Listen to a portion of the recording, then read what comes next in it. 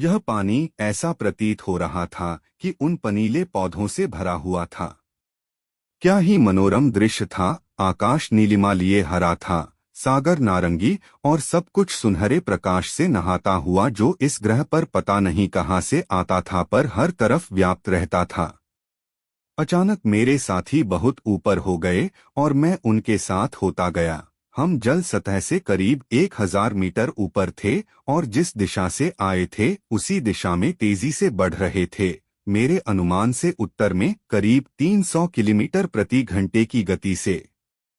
अस्त होते सूर्य की दिशा में देखते हुए मैं जल सतह पर एक चौड़ा काला बैंड यानी पट्टी सी देख पा रहा था। मुझे इसके विषय में पूछना नहीं पड़ा, उत्तर तुरंत ही आ गया। यह न्यूरोएका है, एक महाद्वीप। यह इतना बड़ा है जितना कि सारा एशिया।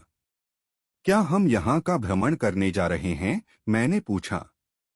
ताओ ने उत्तर नहीं दिया, जिस पर मुझे काफी आश्चर्य हुआ। ऐसा पहली बार हुआ था कि उसने मेरे प्रश्न की उपेक्षा की थी। मैंने सोचा कि शायद मेरी टेलीपैथी की क्षमता पर्याप्त नहीं थी और इसलिए मैंने फिर से प्रश्न किया, फ्रेंच भाषा में अपनी आवाज ऊंची उठाकर। उधर देखो, उसने कहा।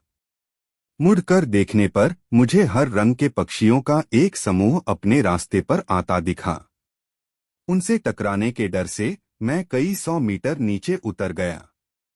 वे मेरे ऊपर से अविश्वसनीय गति से गुजर गए, लेकिन क्या वे इतने तेज उड़ रहे थे या हम?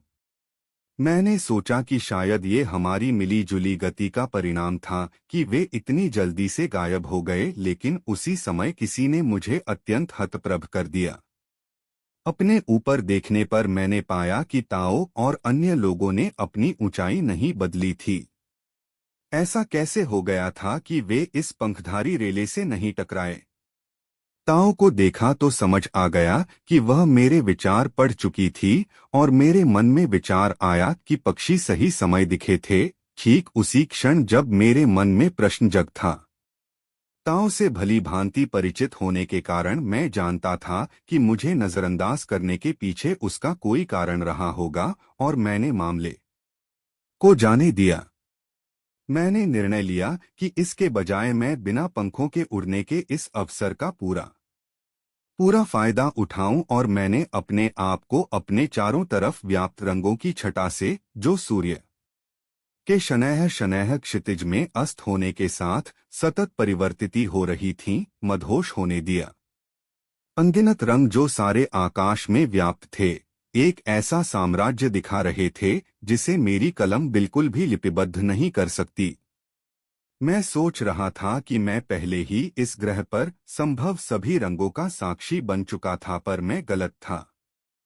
हमारी ऊंचाई से आकाश के रंगों का प्रभाव जो कभी सागर के रंग से विरोधाभास कर रहा था तो कभी उसे पूरित कर रहा था, अत्यंत विहंगम था।